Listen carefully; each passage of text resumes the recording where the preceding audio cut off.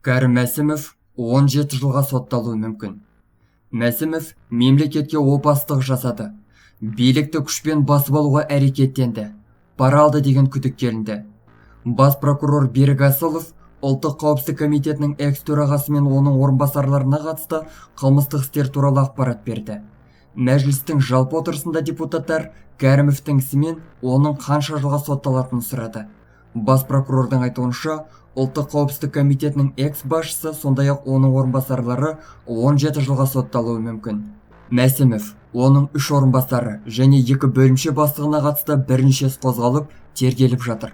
Соның ішінде мемлекетке опасыздық жасау, билікті күшпен басып алуға әрекеттену, билікті асыра пайдалану және пара алу қылмыстары бар. Бұрынғы төраға мен оның орынбасарлары қамауда. Олардың әрекеттеріне құқықтық бағаны сот береді, деді Асылов. Бірақ алдын ала айтып кететін болсақ, аталған қылмыстар үшін қылмыстық кодексте 17 жылға дейін бас бостандығынан айыру жазасы қарастырылған деп түйіндеді ол. Айта кетері, Ұлттық қауіпсіздік комитетінің бұрынғы басшысы Кәрім Мәсімов жаппай тәртіпсіздіктерден кейін 6 қаңтарда қызметінен босатылды.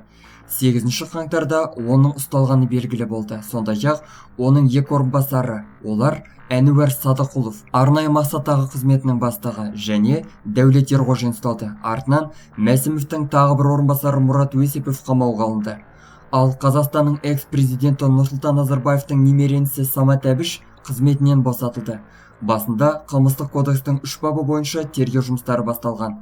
Күдіктілерге мемлекетке опасыздық жасау және билікті күшпен басып алуға немесе Қазақстанның конституциялық құрылысын күштеп өзгертуге бағытталған әрекеттерден басқа билікті немесе қызметтік өкілеттіктерін асыра пайдалану бабы бойынша айып тағылып отыр.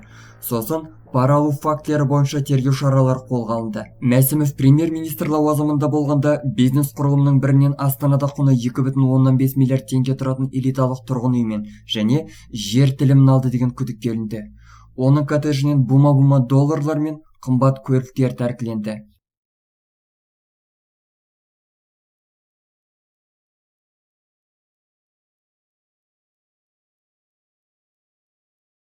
Достар, біздің каналға жазылып, лайк басуды ұмытпаңыздар. Келесі шығарылымдар тек қана сіздер үшін.